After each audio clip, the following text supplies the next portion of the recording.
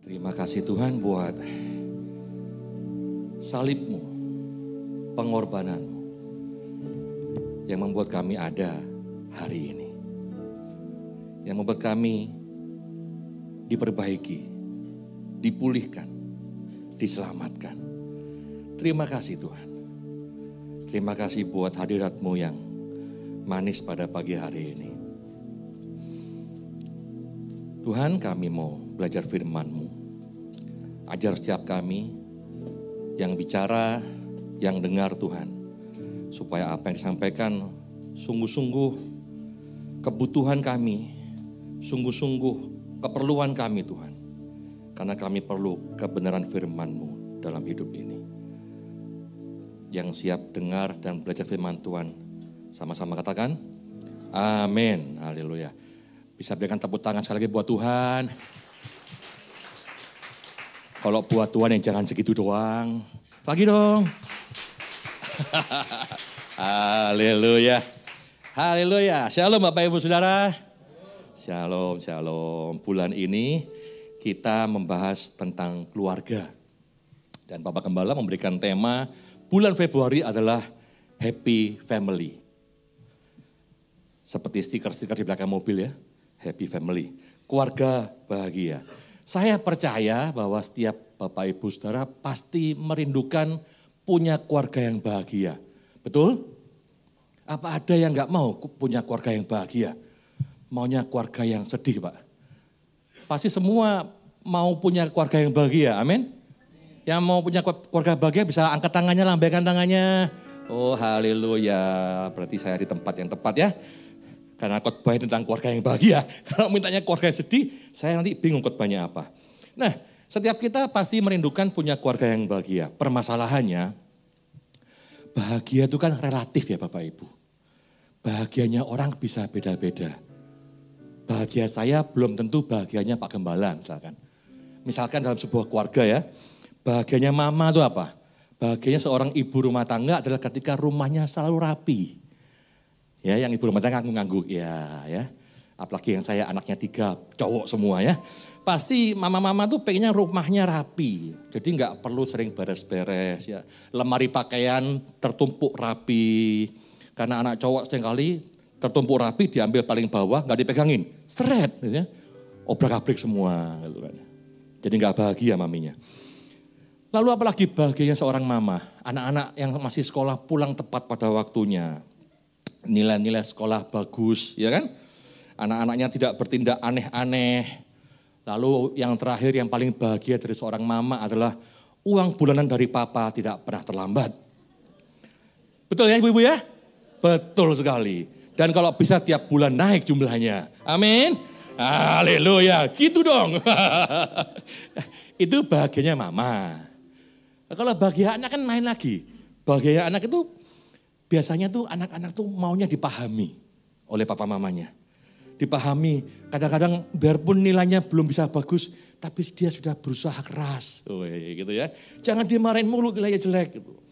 Bahagianya anak itu kalau dia bisa bereksplorasi dengan hal-hal baru.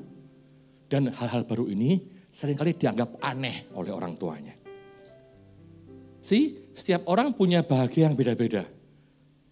Karena itu sebetulnya kalau kita dalam keluarga Kristen, yang kita kejar bukanlah soal kesempurnaan setiap anggota keluarga.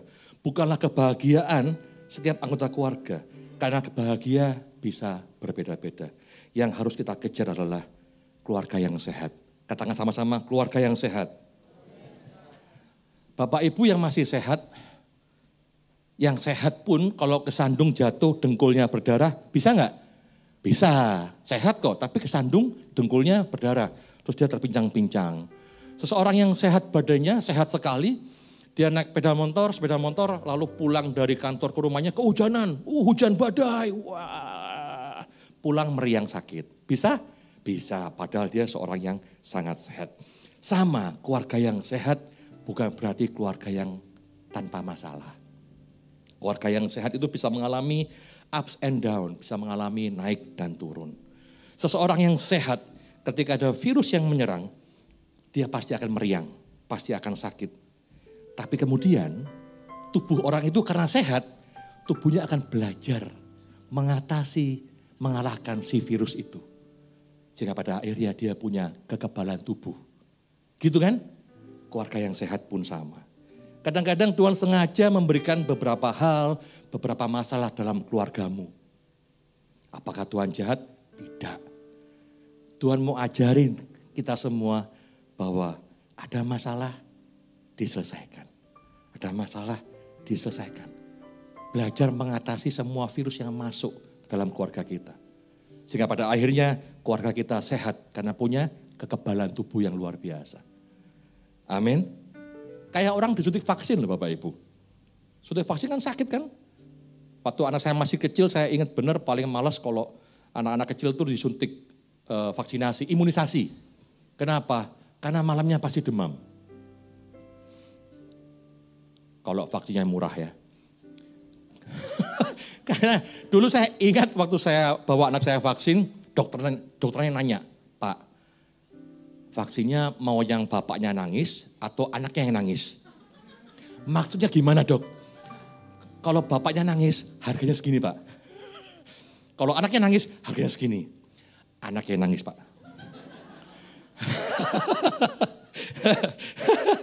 Karena kalau yang mahal tuh gak bikin demam. Dan mahal ya. Yang mahal tuh gak bikin demam. Nah seperti vaksin itu kan tujuannya bukan buat kita mati. Bukan. Tapi membuat kita punya kekebalan tubuh. Sama. Kalau hari ini keluargamu sedang ada dalam badai. Wih. Sedang imunisasi. Keluargamu sedang panas, dingin, meriang, batuk-batuk, pilek. Sedang dilatih Tuhan untuk bisa mengatasi. Katakan amin. Haleluya. Masalahnya banyak orang tidak sadar bahwa keluarganya sedang tidak sehat. Banyak orang nggak sadar bahwa keluarganya sedang kena virus. Karena nggak sadar kalau nggak sehat, maka mereka tidak berusaha mengatasinya. Lalu menganggapnya sebuah hal yang biasa. Apa gejala-gejalanya keluarga yang sedang tidak sehat? Di antaranya ya, ada banyak tapi di antaranya. Yang pertama, kalau anak-anakmu mulai malas ngobrol sama orang tuanya. Kalau anak-anakmu mulai malas pergi sama orang tuanya. Lebih suka hang out sama teman-temannya. Susah komunikasi dengan orang tua. Ini gejala meriang dalam keluarga. Tidak sehat. Atau ada istri yang takut ngomong sama suaminya. Dan sebaliknya, ada suami yang takut ngomong sama istrinya. Kalau mau ngomong suruh anaknya. Tong, anaknya namanya Entong ya. Tong, bilangin mamimu. Gitu ya. Papi mau mandi bikin air panas gitu ya. Maminya, Tong bilangin papimu, mami lagi sibuk. Kasihan si Entong kan dia bolak-balik gitu ya. Malas ngomong. Atau yang setiap kali ngobrol, endingnya jadi tegang. Tensi naik. Temperatur ruangan menaik. Dari 25 jadi 30 derajat, jadi panas. Kenapa? Karena sama-sama tidak mau mengalah untuk memahami. Selalu berusaha menang dalam setiap perdebatan. Padahal ini kan sama suami istri, bukan debat capres ya. Ya kan? Gak perlu menang, gak perlu kalah. Kecuali saudara debat capres. BTW nanti malam terakhir ya, debat terakhir. Nonton gak? Wih, nonton semua ya. Nonton semua, nanti istrinya pendukung paslon nomor 1 gitu ya. Suaminya paslon nomor 2, anaknya nomor 3, lalu berantem. Waduh, padahal siapapun yang menang, siapapun yang kalah, kalian tetap keluarga, ya kan? Nggak peduli, capresnya nggak kenal sama kalian kok ya. Jadi tetaplah pelihara keutuhan keluarga, jangan tergantung pada debat capres nanti malam. Nah, kembali ke gejala tadi di atas. Kalau ada gejala-gejala di atas dalam keluarga saudara, berarti kita harus belajar khotbah hari ini. Belajar dan mau melakukannya. Katakan amin. Amin. Nah, bagaimana cara kita bisa punya keluarga yang sehat? Firman Tuhan berkata begini Bapak Ibu, di Mazmur 127 ayat yang pertama. Kita baca bersama ya, 1, 2, 3. Jikalau bukan Tuhan yang membangun rumah, sia-sialah usaha orang yang membangunnya. Jikalau bukan Tuhan yang mengawal kota, sia-sialah pengawal berjaga-jaga. Jikalau bukan Tuhan yang membangun rumah, sia-sia semua usaha orang. Jika bukan Tuhan yang membangun keluarga kita, sia-sia semua usaha kita. Hikmat kita, kemampuan kita akan sia-sia kalau bukan Tuhan yang membangun keluarga kita. Amin. Berarti hal pertama harus mengikut sertakan Tuhan dalam keluarga, dalam hubungan, dalam setiap perkara libatkan Tuhan. Dan Pak Gembala memberikan ayat di pasal berikutnya, pasal 128. Kita baca yuk. 1, 2, 3. Nyanyian siarah. Berbahagialah setiap orang yang takut akan Tuhan, yang hidup menurut jalan yang ditunjukkannya. Apabila engkau memakan hasil jerih payah tanganmu, berbahagialah engkau dan baiklah keadaanmu. Next. Istrimu akan menjadi seperti pohon anggur yang subur dalam rumahmu. Anak-anakmu seperti tunas pohon zaitun sekeliling mejamu. Sesungguhnya demikianlah akan diberkati orang laki-laki yang takut akan Tuhan. Next slide. Kiranya Tuhan memberkati engkau dari Sion, supaya engkau melihat kebahagiaan Yerusalem seumur hidupmu dan melihat anak-anak dari anak-anakmu. Damai sejahtera asal atas Israel. Kita baca bahwa kebahagiaan dalam keluarga adalah anugerah Tuhan kepada orang yang takut akan Tuhan. Takut kepada Tuhan. Orang yang takut akan Tuhan dia akan bekerja dengan baik. Tadi dibilang ya akan memakan hasil jerih payahnya. Dia akan bekerja dengan baik, dia akan mendapat hasil yang baik.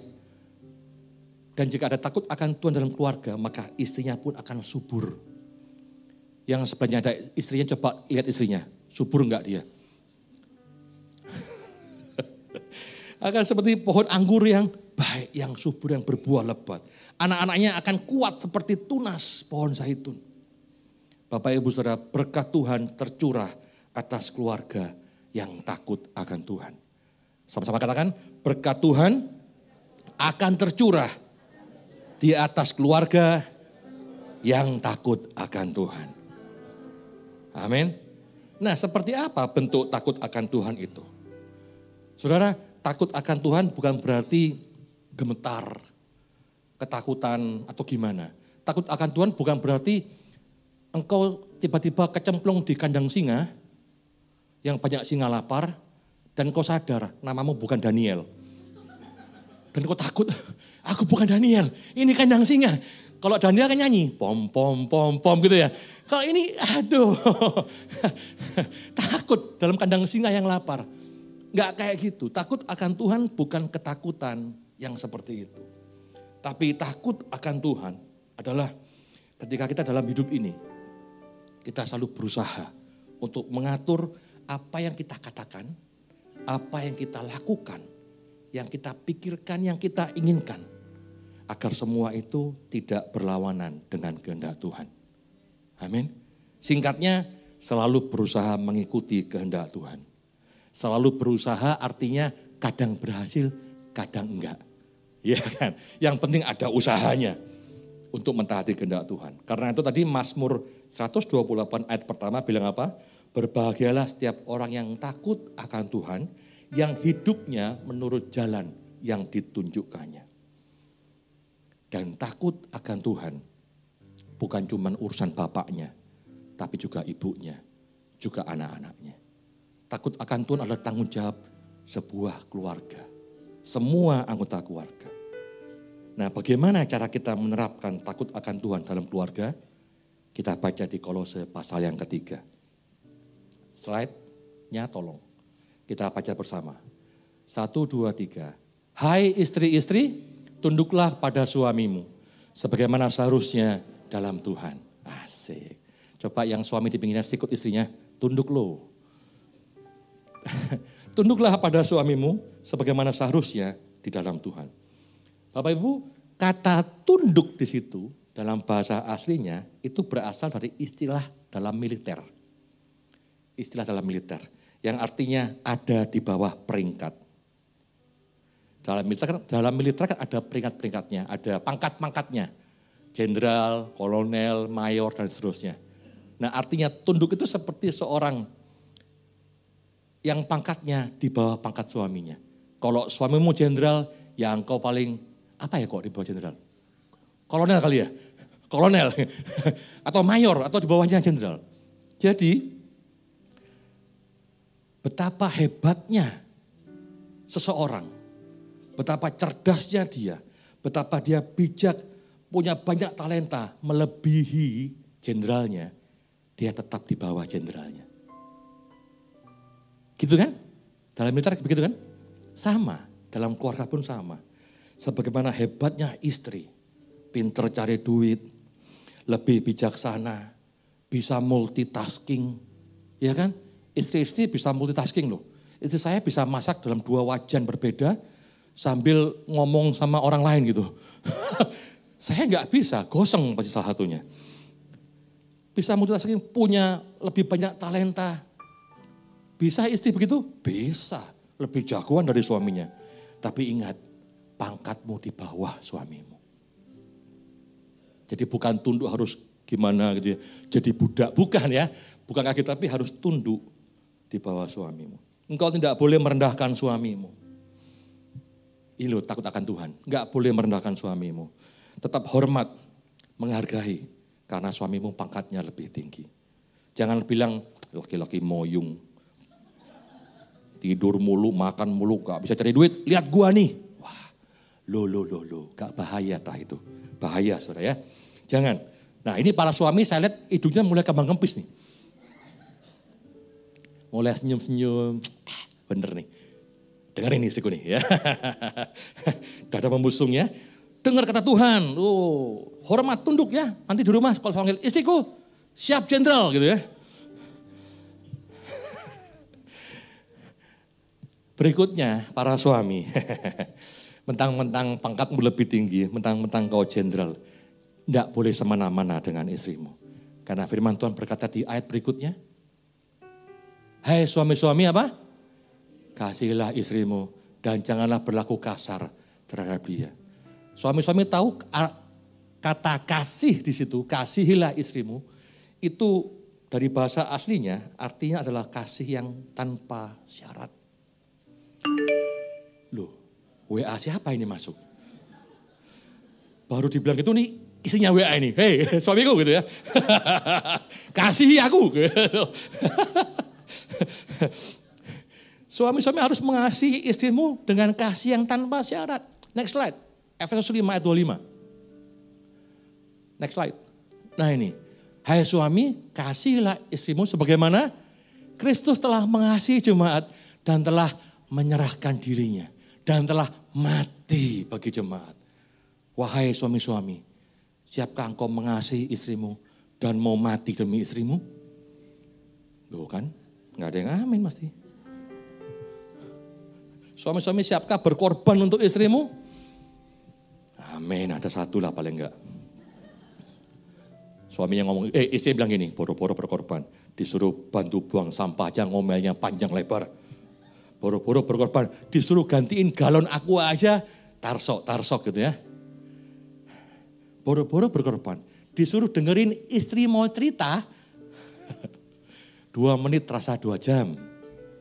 Ini bener loh, saya pun masih belajar untuk hal ini.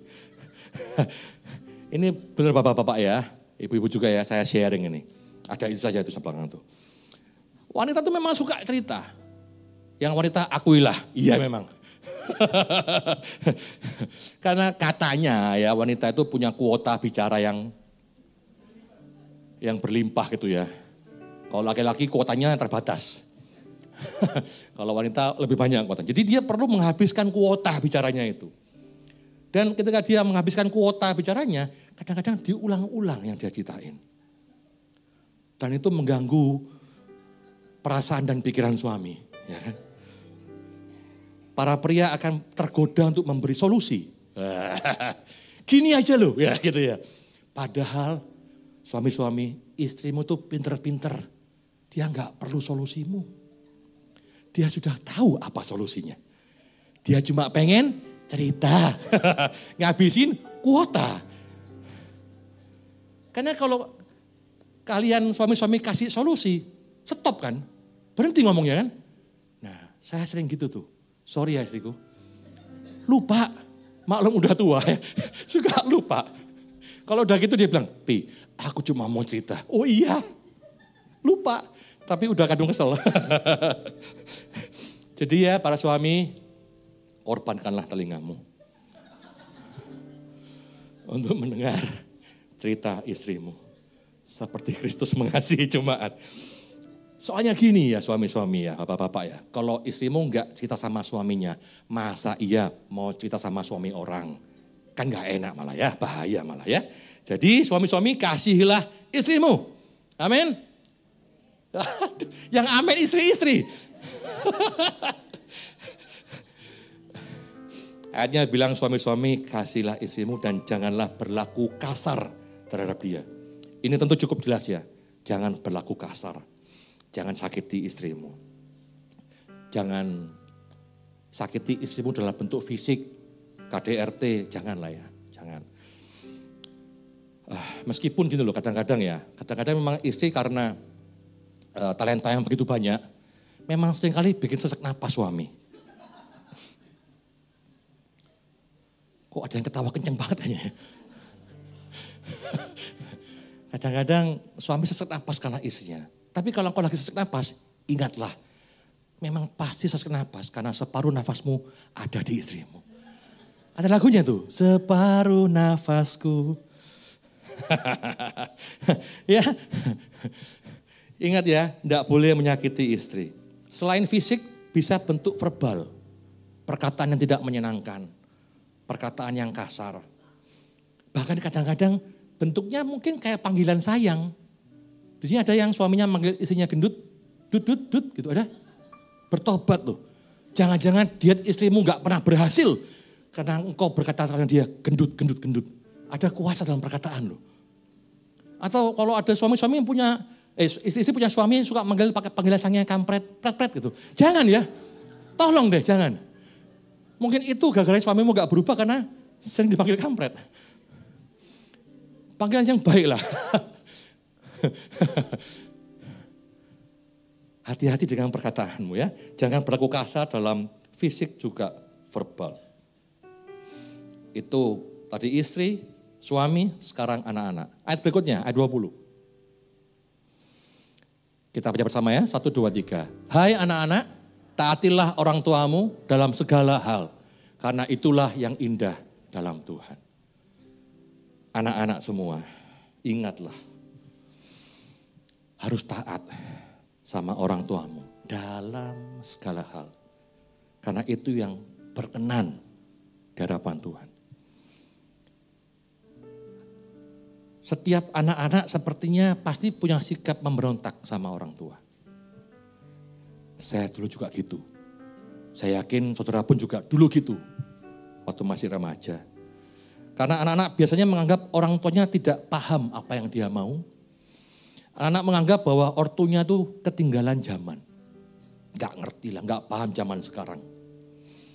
Anak-anak biasanya menganggap orang tuanya kurang bijaksana. Orang tuanya tidak menjadi teladan. Orang tuanya otoriter. Tidak mendukung dan seterusnya. Dan ketika saya renungkan ayat ini saya ingat, iya dulu saya pun juga begitu waktu saya masih remaja. Saya anggap mama papa saya gak mendukung saya, gak paham apa yang saya mau. Saya anggap papa mama saya ketinggalan zaman. Dan sepertinya ini berulang terus. Setiap punya anak, anaknya anggap bapaknya begitu. Entar jangan lagi, gitu lagi. Jadi hai anak-anak, engkau akan rasakan apa yang kami alami saat engkau punya anak nanti. Rasain loh. Ya, rasakan nanti. Karena itu firman Tuhan bilang begini, taatilah orang tuamu, itu yang berkenan bagi Tuhan. Dan dengar ini para anak-anak. Saat engkau mentaati orang tuamu, artinya engkau menghormati otoritas Tuhan atas dirimu. Loh kok bisa begitu? Karena Tuhan yang milih orang tua buat engkau. Engkau gak lahir sembarangan kan? Tuhan tetapkan dengan sangat detil. Oh kalau Denny dan Sani punya anak, Isaiah, Emmanuel, dan David. Tuhan sudah tetapkan itu semua. Kalau engkau gak taat sama orang tuamu, engkau tidak menghormati otoritas Tuhan. Ngeri kan? Ngeri. Jadi kalau engkau disuruh taat sama orang tua, jangan bilang, yang bener aja, rugi dong gitu ya. Itu di TikTok gitu ya. Yang bener aja, rugi dong. Jangan ya, jangan. Karena jika engkau melawan orang tuamu, engkau tidak menghormati Tuhan yang sudah menetapkan orang tua itu sebagai papa mamamu. Dan berikutnya, ayat 21. Kita baca bersama, 1, 2, 3. Hai bapak-bapak, janganlah sakiti hati anakmu, supaya jangan tawar hatinya. Kalau tadi anak-anak mikir, wah mesti taat, enak aja. Ini ayat counternya di sini. Orang tua harus jangan menyakiti hati anaknya. Jangan sampai tawar hatinya. Ini untuk para orang tua. Jangan sakiti hati anakmu lewat perkataanmu, lewat keputusan-keputusanmu, lewat tindakan-tindakanmu. Supaya anakmu jangan tawar hati. Apa tawar hati? Putus asa, patah semangat. Anak-anak semua dengarlah bahwa orang tuamu juga masih belajar jadi orang tua. Karena sebelumnya memang gak pernah jadi orang tua. Ya kan? Kita gak pernah bolak-balik gitu ya. Sekali hidup ya udah jalan terus. Masih belajar jadi orang tua. Dan setiap masalah dari anak kecil sampai dewasa, sampai anaknya menikah, punya mantu, punya cucu, masalahnya beda-beda. Orang tuamu pun masih belajar. Satu kali ada seorang ibu memarahi anaknya di sebuah restoran. Anaknya numpain saus ke meja restorannya jadi berantakan semua. Tuh ibu marah banget. Kamu ini gimana? Nakal banget. Dicubit, cubit. Anaknya nangis. Wah, diam gak? Cubit lagi. Diam gak? Cubit lagi. Kan ini bingung anaknya ya. Suruh diam, tapi dicubit lagi. Cubit kan sakit. Sakit kan nangis. Jadi ini gimana sih? Suruh diam, tapi dicubit lagi. Orang tua pun masih belajar. Jadi kalau hari ini orang tuamu gak sempurna, dia pun masih belajar. Sama dirimu pun gak sempurna. Yang anak-anak katakan amin.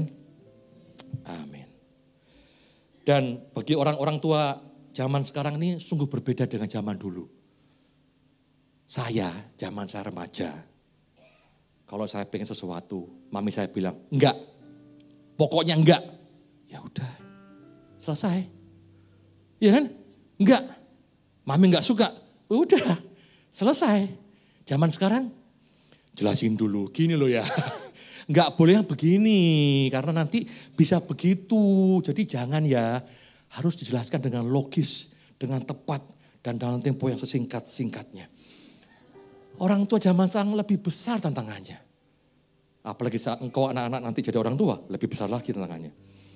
Jadi para orang tua hari ini yang dengar harus banyak berdoa dan belajar dalam memimpin anak-anakmu di zaman sekarang. Ingat kata firman Tuhan, jangan sakiti hati anakmu.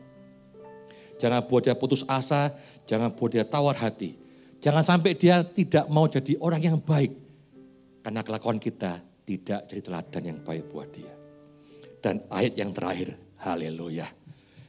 Saya melihat wajah-wajah mulai gembira ketika mendengar ayat yang terakhir. Ayat 23, slide-nya. Kita baca bersama, 1, 2, 3.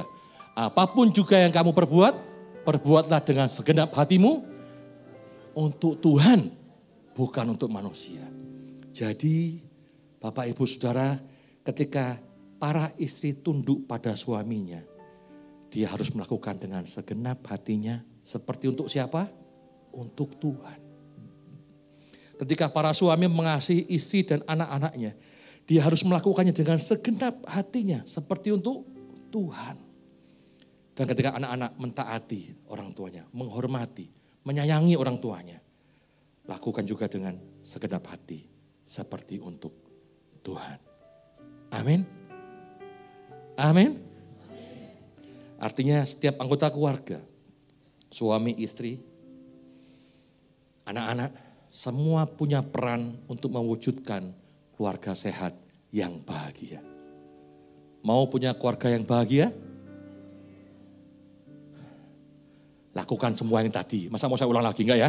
Lakukan semua yang tadi itu dengan segenap hati seperti untuk Tuhan. Saya undang tim PW ke depan. Ketika semua anggota keluarga berusaha hidup dalam takut akan Tuhan, maka akan ada yang namanya pertumbuhan. Ketika orang yang takut akan Tuhan akan terjadi sebuah pertumbuhan. Dan sebuah pertumbuhan artinya ada sebuah perubahan. Katakan bersama, pertumbuhan berarti perubahan. Perubahan apa? Perubahan karakter setiap anggota keluarganya. Perubahan karakter bapaknya, perubahan karakter ibunya, perubahan karakter anak-anaknya. Semua ada perubahan karakternya. Bapak Ibu Saudara, saya ini punya satu aib dan kelemahan. Yaitu saya susah sekali menahan kentut. Sejak saya pacaran sama istri saya juga bilang, saya suka kentut. Karena masih pacaran dia bilang, gak apa-apa, I love you. Dan saya sudah menikah 19 tahun. Tahun ini masuk tahun ke-20. Dan sampai tadi malam dia masih gak bisa terima saya kentut. Bukannya saya gak mau berubah. Kalau ditahan, begah. Dan sakit sayanya. Jadi ya mau gak mau dikeluarkan. Jadi setiap malam istri saya harus mendengar ledakan-ledakan itu.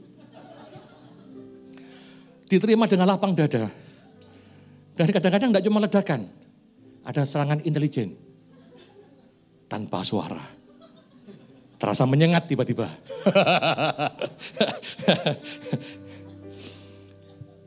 Tapi itulah yang merubah karakter istri saya. Weh. Dia jadi penuh kasih dan kesabaran. Karena dia bersabar dengan segenap hatinya. Seperti untuk Tuhan. Dia mengorbankan pendengarannya dan penciumannya. Dengan luar biasa. Terima kasih istriku. Buat kesabaranmu ya. Tunggu ntar malam. Ledakannya masih ada lagi. Kembali ke dalam takut akan Tuhan. Akan ada yang namanya perubahan karakter. Perubahan karakter adalah tanda pertumbuhan rohani kita. Dan jika semua anggota keluarga bisa sama-sama bertumbuh, mengalami perubahan karakter, serupa Kristus, itulah namanya keluarga yang sehat menuju keluarga yang bahagia. Amin. Perubahan karakter apa? Mungkin nanti siang Pak Gembala akan bahas, atau minggu-minggu depan akan dibahas tentang karakter-karakter yang akan dirubah ketika engkau memiliki sebuah keluarga yang bahagia. Amin. Mari kita berdiri sama-sama. Kita akan berdoa. Bapak, terima kasih buat semua firman yang sudah kami dengar. Dan kami berdoa Tuhan bahwa semua firman yang sudah kami dengar itu tidak kembali padamu dengan sia-sia. Tapi masuk dalam pikiran kami, hati kami Tuhan. Bertumbuh. Seperti benih yang ditabur di tanah yang subur. Tidak cuma kami dengar, tapi kami terapkan dalam hidup kami. Entah kami seorang bapak, seorang ibu, atau anak-anak. Tuhan pimpin kami. Sungguh-sungguh bisa melakukan dengan segenap hati seperti untuk Tuhan. Supaya kami bisa hidup dalam takut akan Tuhan. Sehingga pada akhirnya keluarga kami menjadi keluarga yang sehat. Dan menuju keluarga yang bahagia. Tuhan Roh Kudus, Engkau yang menggaungkan setiap firman yang sudah kami dengar dalam hati kami, pikiran kami. Dan enggak berhenti di sana, tapi juga membuat kami dapat melakukannya, menerapkannya dalam kehidupan kami sehari-hari. Dalam nama Tuhan Yesus Kristus. Sama-sama katakan, amin. Berikan tepuk tangan buat Tuhan.